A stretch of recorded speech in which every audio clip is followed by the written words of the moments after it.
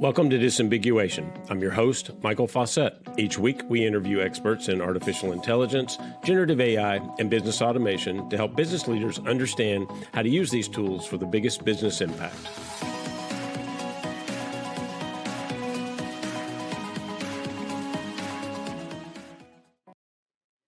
Our show today is the cognitive revolution in leadership, why AI demands a new human operating model. I'm joined by Victoria Mensch, CEO of Silicon Valley Executive Academy. Welcome, Victoria. Hello, Michael. Very happy to be here. Thank you. So just to get us started, can you tell us a little bit about yourself and Silicon Valley Executive Academy? I mean, I know you've had a really interesting path from PhD in psychology, 25 years in the Valley, tech, founding an executive education firm. So just tell us a little bit about how that journey unfolded. Yeah, so I started Academy a couple of years ago, but before that, I spent about 25 years here in Silicon Valley in the high-tech industry in different roles in large companies and small companies, in enterprise software and semiconductor industry. So you name it, I've done it. And then through that journey, what really attracted me through those roles is innovation. And one of the questions that we answer through Silicon Valley Executive Academy is that how is it that Silicon Valley can innovate? I don't want to say better, but definitely bigger than the rest of the world. So we help companies, executives and teams to tap into the Silicon Valley innovation playbook so that they too can innovate, can compete on innovation and produce innovation sustainably. But I myself, I came to this role unexpectedly through by path of psychology. This is what I wanted to do when I finished high school. I wanted to be a psychologist, and I went and got my bachelor and master and PhD, and then I started working as a psychologist, only to figure out that this is not what I wanted, and switched to Silicon Valley. Okay. Well, so you described AI as a cognitive revolution, not just tech, right? And I know a lot of times we think of it as technology, but certainly it could be more than that. And you've pointed out that it creates a real identity crisis for leaders, right? So everything they prepared for and built in their careers is based on being challenged at the cognitive level. So how do you help executives work through that identity shift? So as you pointed out, Michael, yes, artificial intelligence is a technology, but I think the key word in this is really intelligence, right? And for better or worse, this is, as leaders, most of the leaders in most of the industries, we're really prepared to provide our intelligence as a value. So we went to colleges, we got all the degrees, right? So really being smart and intelligent is part of the identity. And now I think when early tools became available, at first there was excitement. It's like, oh, wow, look at those tools. And now we can use those tools to really prepare better and to use our intelligence better. Only to realize at some point that a lot of those tasks, it's not that we can do them better, but the machines can do them better. So that it is a cognitive revolution that we're yet to assimilate, I think, throughout our work. So, and one of the things that we keep talking about is that what it is, help people figure out on an individual level what it is that brings value to the work that you do, unique value from you, where you can actually use AI as a support to perform those tasks. And that's the way to get out of this cycle of fear of being replaced. Well, I know you've talked about helping executives tap into the Silicon Valley innovation playbook, right? And when it comes to AI adoption specifically, I mean, what do you see from the best Silicon Valley companies that is different, perhaps on the people side, that companies elsewhere are missing today?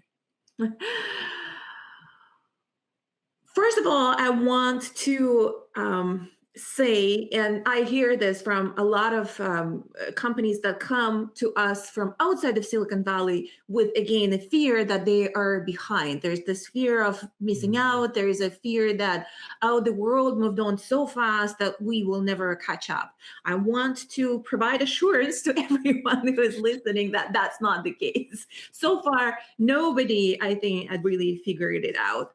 And the technology is advancing in such a speed that we're all in that catching up mode, including Silicon Valley companies. Some of the experiments maybe are more advanced than in other companies, but they are what they are. They're experiments. And that's a great page from a Silicon Valley innovation playbook.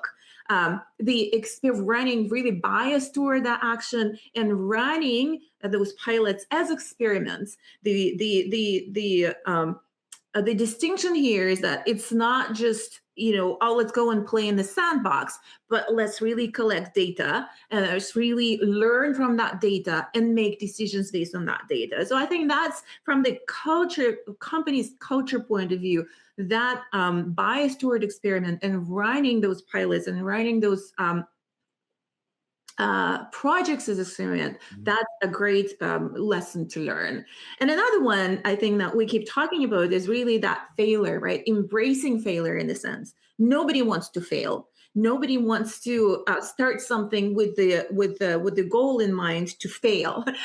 But we also know that in that pace of change that we're going through, that uncertainty that we're going through, failure is inevitable. You are not going to reach the goals. In a lot of cases, we're not going to reach the goals that we set out to reach. Now, the difference here is to really treat that as a lesson. If you treat it as a failure, then that's what it is. You just wasted time and resources on something that did not work out. But if you treat it as a lesson, and again, you collect it as a data, you analyze the data, you go through the process of thinking what worked, what didn't work, and why, and you apply those lessons going forward. That's what's going to make a difference. Mm. Yeah, I mean that's good. I think the change we've always thought tech change, innovation happened quickly, but oof, the lately that is time compression has been pretty bad, and it is definitely changing very quickly. We talk a lot on this show about something that I've started to think about. We talked last year. People were talking about how they wanted human in the loop, and we need to do that to verify, to trust, all that. And I think, for me, I started to talk more about how do we get to the point where we can put human in the lead, not human in the loop. And when you and I were talking before, you talked about how miserable the job would be to sit there and approve all day long some mind numbing task, right? So what does it look like when a leader moves from being an approver to actually steering the bus, on an AI augmented team? Right. And I think that we can go back to our personal experience. I can share my personal experience again on a very simplistic level using AI tools. And what I noticed, and that's what companies are noticing on the organizational level, is that what you put into the model is what you're going to get out of that model. So Mm, if the input is basic and rudimentary and not creative, the chances are that the output is going to be the same as well. mm, So that's the conversation that we usually have. And then what you put into it, that's the human value of this. So that's why it's important on individual level and the individual leaders level, really to figure out what it is. What is that value that I bring to this process, and how AI can help me mm, to amplify that value and release um, release the time and the resources so that I can do higher value activities, right? mm, So and that really requires systemic thinking. So we're not talking about individual tasks anymore and managing those tasks and delegating those tasks with the rest of the organization. We're really thinking in terms of systems, how the process works, what makes sense to automate, what doesn't make sense to automate. But you also want to start with the question: if I am to design this process today, how is it going to look differently than if I would just apply this automation tools to the process that already exists? mm. Yeah, interesting. I I mean, it does seem, and I've seen this just in use of the tools, that the more I can provide, what do I want this to look like? The more I have in my own mind conceptually what I'm trying to accomplish, and give the right, guidance, facts. I mean, it's not that dissimilar from how I would manage a human team. I'm going to set goals that are understandable. I can provide input, which I do, for my digital employees when they need it. I mean, it doesn't seem that different really than what we've done in the past.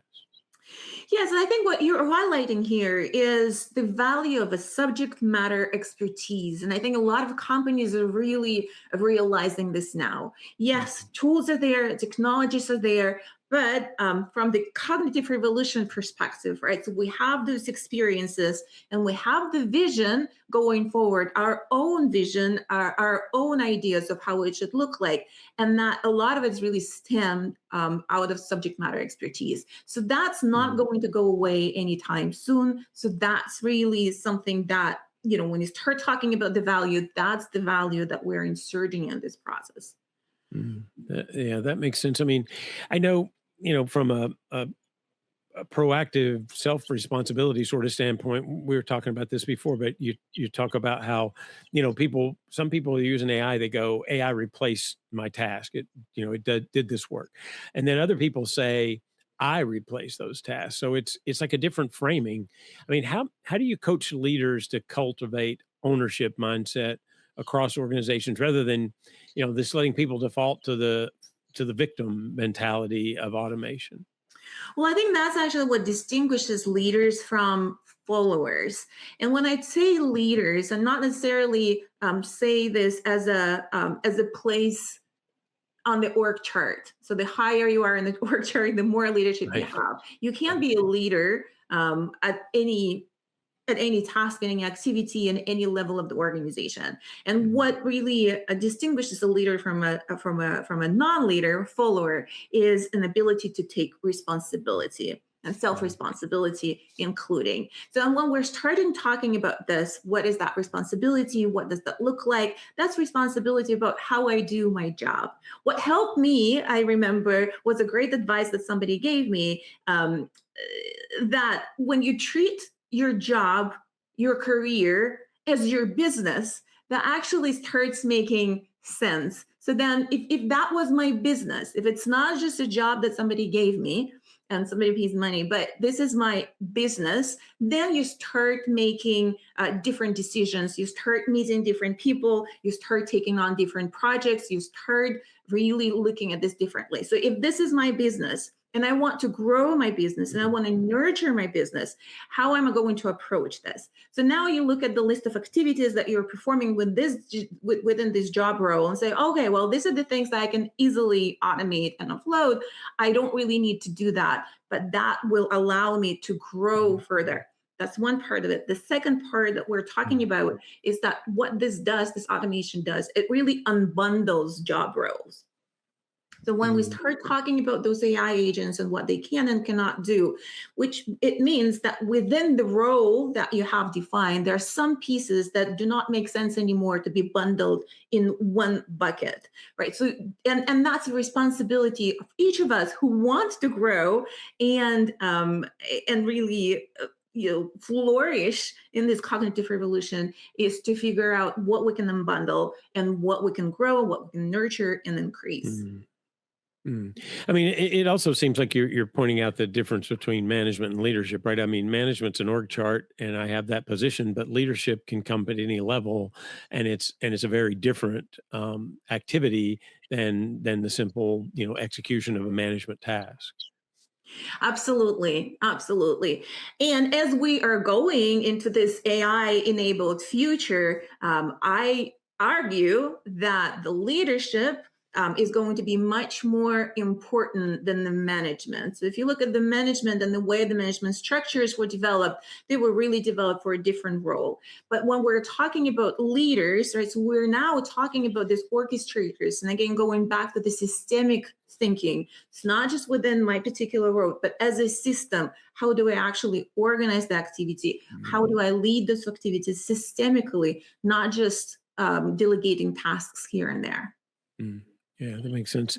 But I mean, you were telling me a story before about you living through burnout, and we were talking about burnout proof leadership a bit. So, I mean, how does AI is accelerating the pace of change? We know that, we've seen that. It's certainly crazy, and it puts a lot of pressure on leaders to adapt. I mean, do you think that increases burnout risk? And then, if so, what are the warning signs? I mean, as a leader, what can they look for to know that they are approaching a breaking point? How do you help them course correct from that? Yeah. So I remember when we were talking about this before a podcast, the story that I was telling is that I have a really good friend who works in a enterprise software company in the Mhm. marketing capacity, right? So now they have all these tools. They have all the Claudes and ChatGPTs and Geminis of the world. It's all safe. It's all secure, and they're really using those tools so they can produce more, right? So they can produce Mm, more and faster in the marketing space. Content is one of those that got automated very easily. But then she was saying is that, but now it looks like there is an expectations that I, as a human, will perform at the same pace. So my productivity mm, output is going to be the same as the machine. And that actually is a great source of burnout because that is close to mm, impossible. If you're only measuring the input in terms of productivity, it's like a linear productivity, then in a lot of those tasks we're really in no way in no position to compete with AI tools. yeah, So now there are two layers to that. There is a systemic layer and the company layer. So that's, I think, for smart companies, what they're doing are really providing the opportunity for people to up level their tasks, right? So instead of expecting them to continue producing the same output at the same pace as AIs, is really an opportunity to up level and transform, right? And mm, then on individual level, and I keep saying that over and over again, there is a responsibility, a self responsibility there to really critically look at what it is that I'm doing, why I'm doing what I'm doing, and take the steps to regulate the nervous system. So when you mm, start feeling overwhelmed, and it not overwhelmed today and not overwhelmed tomorrow, but chronically, right, day in and day out, when you start feeling fatigued, then that kind of fatigue that you really cannot take a break from. So no matter how long you sleep or how many vacation days you take, you still feel drained and fatigued. Those are the signs of a burnout. If there's a lack of motivation, there could be some physiological changes of behavior. You lost sleep, or you sleep too much, or you stopped eating, or you eat too much, right? So those are the signs that mm, you're approaching that burnout point, and there's a time to really take care of your own nervous system and regulate it. mm. Yeah, I mean, it is one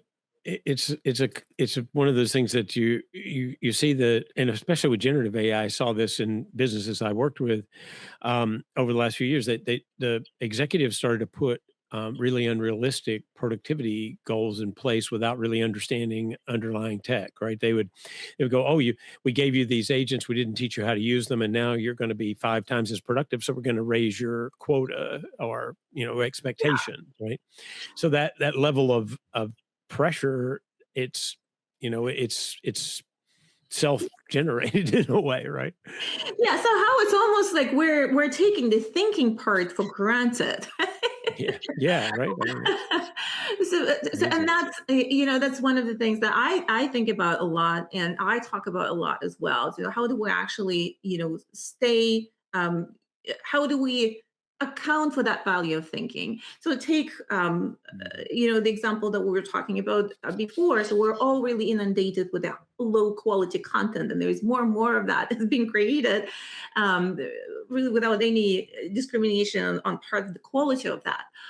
So what ends mm, up happening within the corporate roles, for example, this is the part that is very easily automated. So if you want more content mm, from me, the only way for me to increase that output is really just put it into any of the chats, right? So, and that will create more content, but it's not going to really increase the quality of that. So Mhm. within the organization, that's the leadership challenge, right? So how do you not outsource thinking? So how do you provide the tools that actually elevate the value of the thinking and then help with the routine tasks?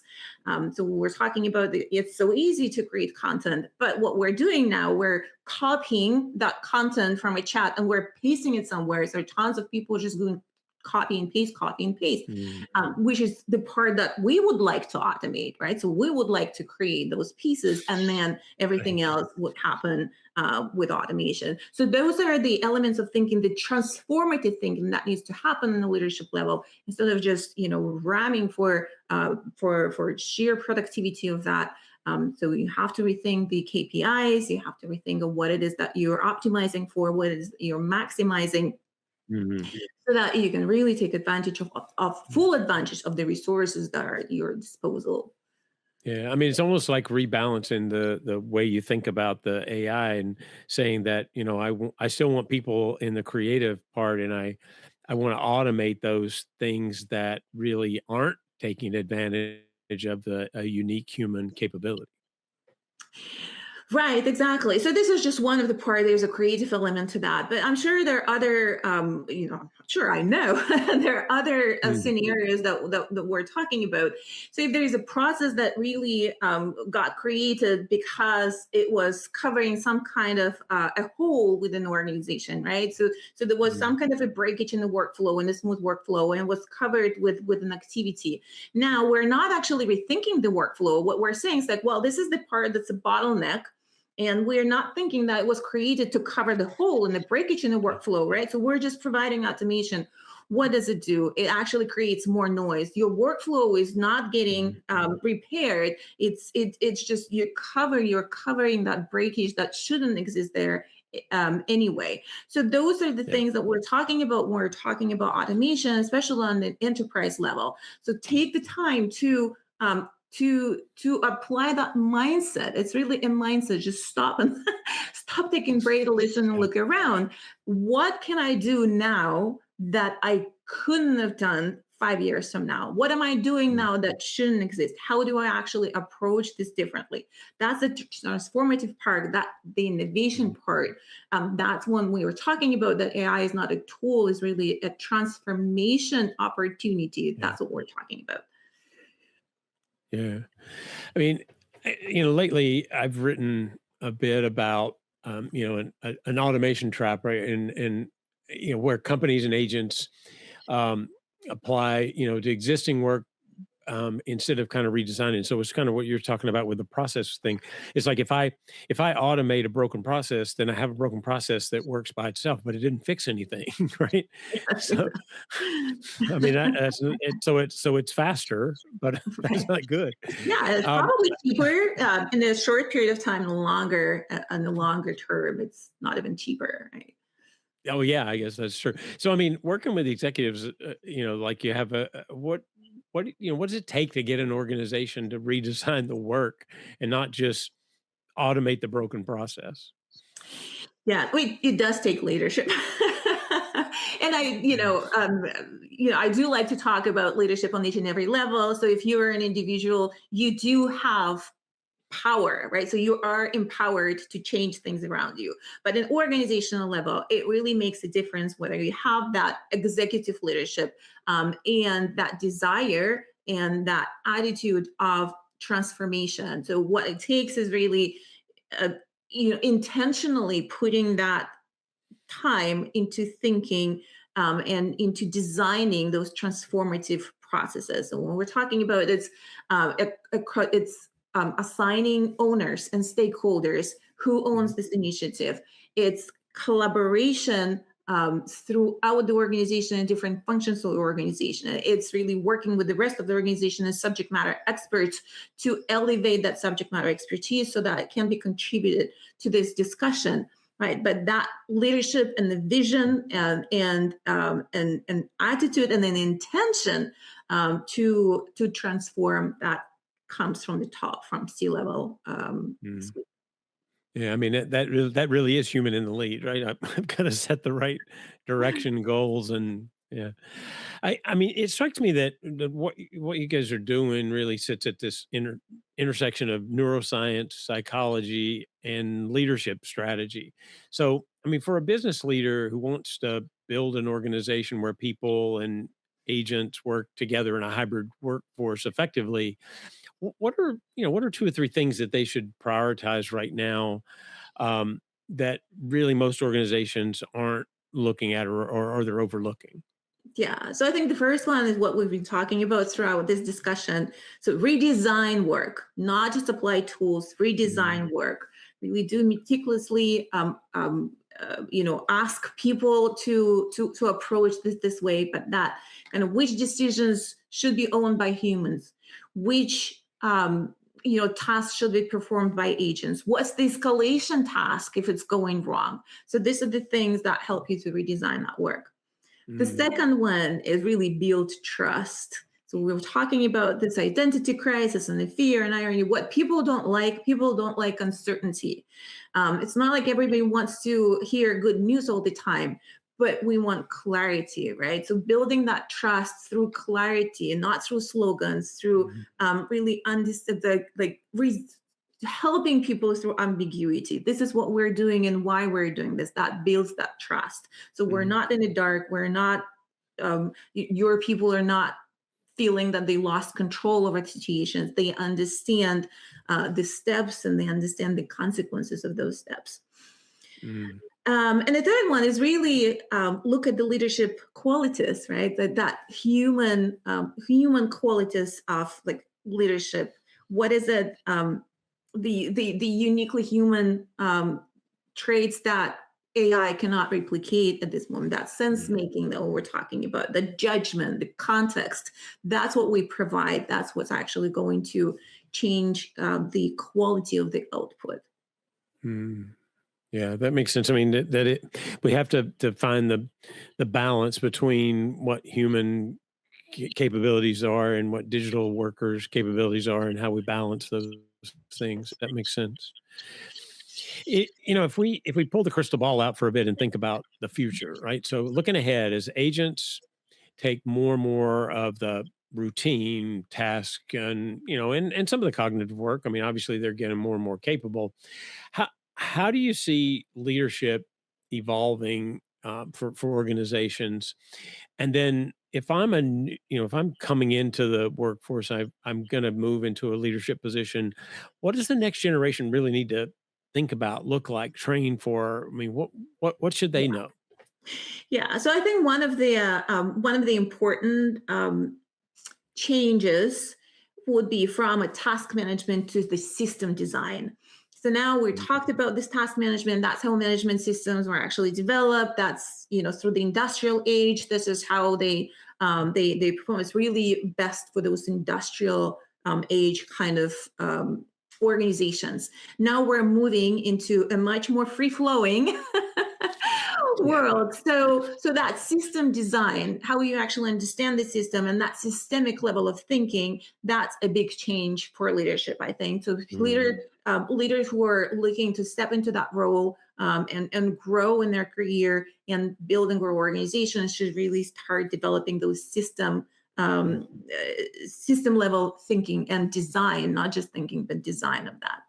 And the mm, second part, I think that's very important, is that as we're talking about the elevation of kind of human role within the organization, those people, there's really an elevation of agency for each and taking the agency for each and every person. And when we are talking about like free agents who are more proactive, right? Who are yeah.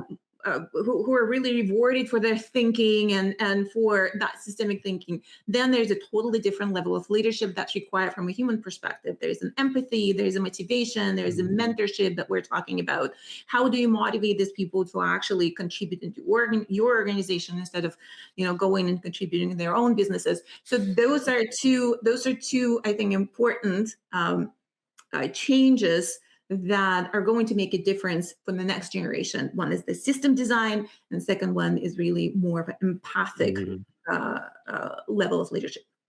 Yeah, that's interesting. I mean, I was not long ago talking to a CTO of a large software company that I've known for years, and he was doing a lot of coding and moving developers into a system where they're using a lot of vibe coding, agentic coding tools.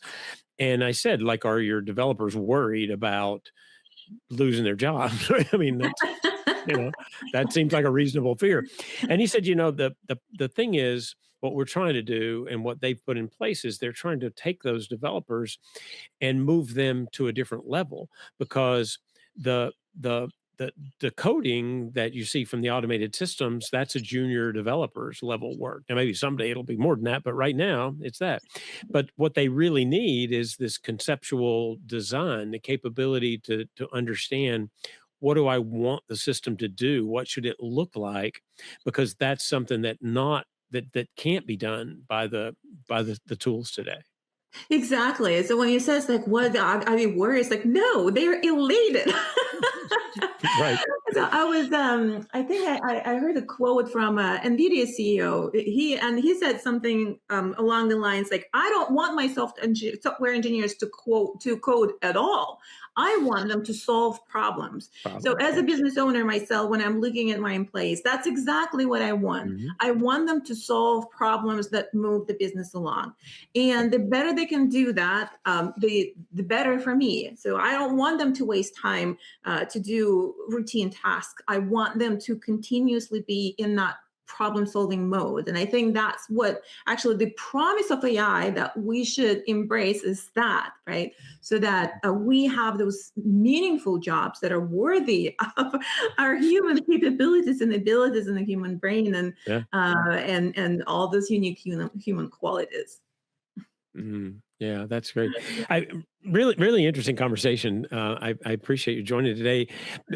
At the end of every episode, I like to do this thing where I have the guests recommend something for the audience, right? A book, a podcast, a thought leader, somebody that they could check out that you think would add value and help them grow. Mhm. So there's one thought leader that I'm following, and she's a thought leader, but she's also a working CIO. Her name Mm, is Sol Rashidi, and she's specifically in artificial intelligence. So the um,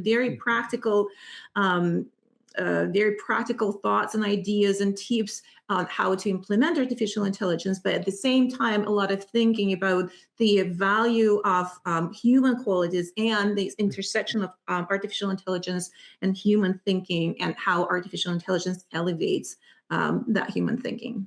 Oh, Sol that's great. Rashidi. I mean, that's definitely timely and something that we should be learning about. So that's great. Thank you. Again, I really appreciate you joining today. Very interesting conversation. Thank you so much, Michael. I'm so happy to be here. And that's the show for this week. Thank you all for joining us. Remember to like, share, and subscribe to the show. If you enjoy the show, please leave us a review to help others find us. For more research on AI and other software, check out arianeresearch.com. If you're an expert in AI, generative AI, or business automation, either as a provider or an end user, email your information to disambiguation@arianeresearch.com. Don't forget to join us next week. Disambiguation is an Arian Research production. I'm Michael Fauscette, and this is the Disambiguation Podcast.